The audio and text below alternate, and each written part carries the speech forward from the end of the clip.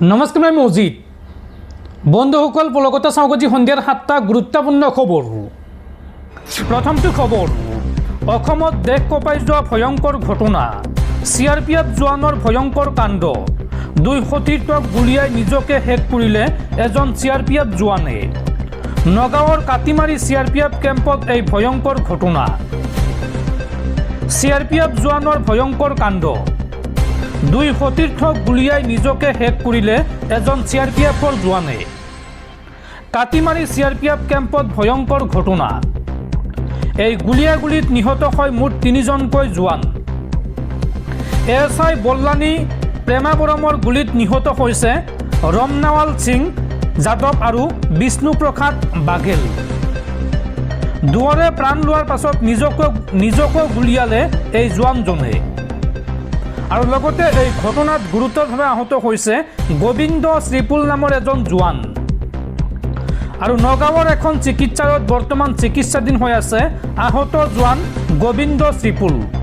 ঘটনা সন্দৰ্ভত আৰক্ষীয়ে আৰম্ভ কৰিছে তদন্ত।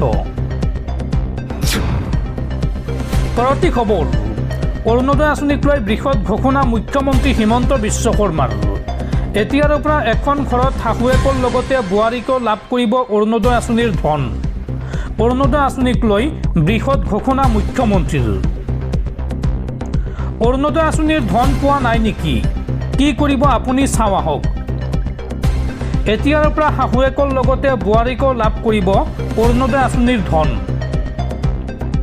বেংক একাউণ্টৰ লগত সংলগ্ন কৰিব লাগিব আপুনি আধাৰ নম্বৰ।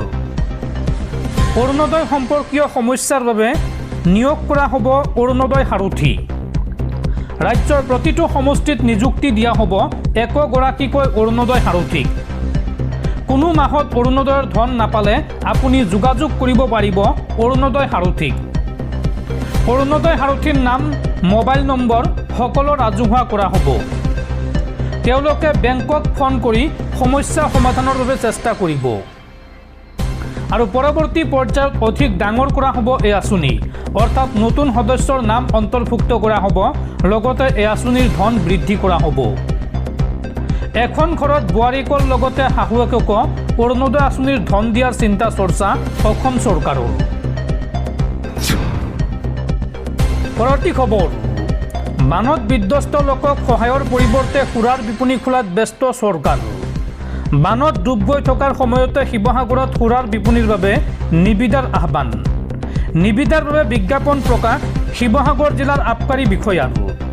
28 আগষ্টলৈকে নিবিদা দাখিলৰ অন্তিম দিন নিৰ্ধাৰণ জিলা প্ৰশাসনৰ।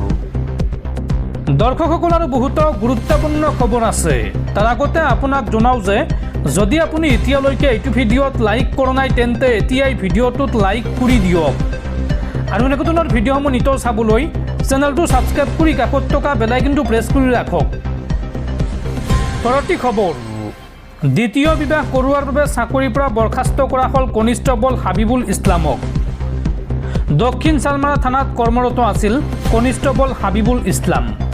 প্ৰথমা পত্নীৰ অভিযোগৰ ভিত্তিত প্ৰথমে ৰিজাৰ্ভ ক্লজ কৰা হৈছিল আৰু তদন্তৰ অন্তত চাকৰিৰ পৰা বৰ্খাস্ত কৰা হয় কনিষ্টবল হাবিবুল ইছলামক। উল্লেখযোগ্য যে অসম আৰক্ষীৰ বিধি উলংঘন আৰু শৃংখলা ভংগৰ অপৰাধত চাকৰিৰ পৰা বৰ্খাস্ত কৰা হৈছে অসম আৰক্ষীৰ কনিষ্টবল হাবিবুল ইছলামক।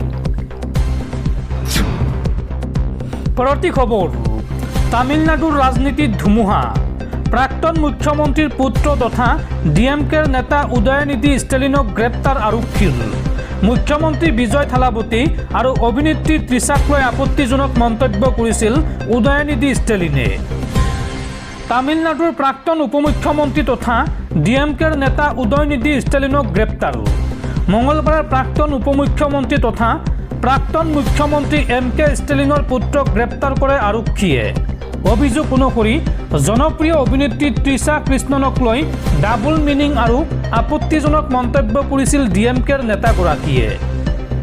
বিতৰ্কৰ সূচনা কৰাৰ পিছতে DMK নেতাগৰাকী তীব্ৰ সমালোচনাৰ সন্মুখীন হৈছিল।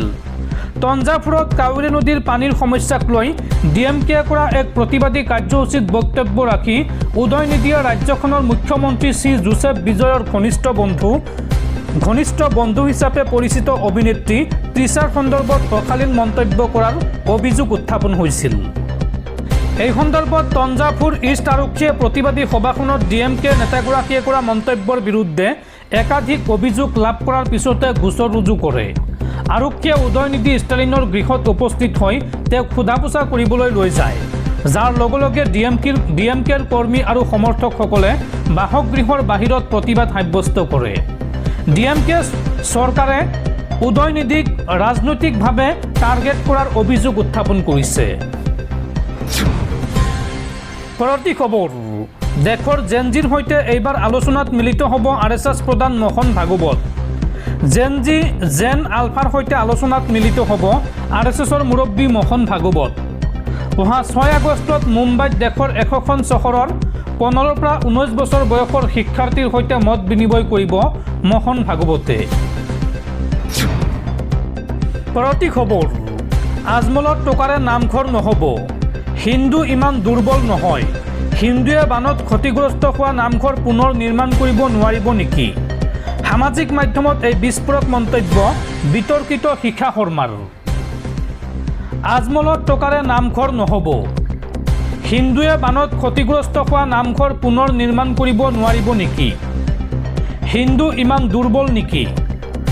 মুছলমান আমাৰ বেদৰ বাহিৰ, মুছলমান আমাৰ ধৰ্মৰ চাৰিসীমাৰ বাহিৰ।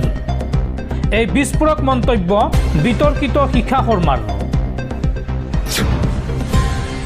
পৰৱৰ্তী খবৰ, বিজেপিৰ ভৰিৰ তলৰ মাটি সম্পূৰ্ণৰূপে খহি পৰিছে। চান্দা চুৰি, প্ৰশ্নকাকত ফাদিল আৰু E20 পেট্ৰলে মোদী চৰকাৰৰ প্ৰতি জনসাধাৰণৰ তীব্ৰ অসন্তুষ্টি বাঢ়িছে। অহংকাৰ চূৰ্ণ হৈছে আৰু দেশৰ জনতাই এতিয়া পৰিৱৰ্তনৰ স্পষ্ট ইংগিত দিছে। এই মন্তব্য দিল্লীৰ প্ৰাক্তন মুখ্যমন্ত্ৰী তথা আপৰ ৰাষ্ট্ৰীয় আহ্বায়ক অৰবিন্দ কেজৰিৱালৰ। পৰৱৰ্তী খবৰ, জীয়াই আছে ম্যানমাৰৰ গণতন্ত্ৰকামী নেত্ৰী আং সান সু কি। অনুৰাগীৰ উদ্বেগ দূৰ কৰি 5 বছৰৰ পাছত আত্মপ্ৰকাশ পালে নোবেল বিজয়ী নেত্ৰীগৰাকীৰ। অত্যাচাৰী জুণ্টা চৰকাৰৰ পৰা ম্যানমাৰৰ জনসাধাৰণক ৰক্ষা কৰিবলৈ তেওঁৰ সংগ্ৰাম অবিস্মৰণীয়। সেই সংগ্ৰামৰ বাবেই তেওঁ শান্তিৰ নোবেল বঁটা লাভ কৰিছিল। কিন্তু পিছলৈ একাধিক কাৰণত ম্যানমাৰত তেওঁৰ চৰকাৰ ক্ষমতাৰ পৰা উৎখাত হ'বলগীয়া হয়। কাৰাগাৰত বন্দী হয় নেত্ৰী তথা সমাজকৰ্মী আং সান সু কি, আৰু তাৰ পিছৰে পৰা তেওঁক দেখা পোৱা যোৱা নাছিল। আনকি 81 বছৰীয়া বন্দী আং সান সু কি জীয়াই আছেনে নাই তাক লৈও আন্তৰ্জাতিক মহলত চৰম উদ্বেগ প্ৰকাশ পাইছিল, আৰু সেই উদ্বেগ সোমবাৰে নিৰসন হ'ল। দীৰ্ঘ 5 বছৰৰ পিছত ৰাজহুৱাভাৱে সন্মুখলৈ আহিল আং সান সু কি। ভাইৰেল ফটো এখনত দেখা গৈছে যে ৰেড ক্ৰছ ছ'চাইটিৰ এজন প্ৰতিনিধিয়ে আং সান সু কিক সাক্ষাৎ কৰিছে, আৰু সেইটোৱেই নেত্ৰীগৰাকীৰ অস্তিত্ব স্পষ্ট কৰিছে।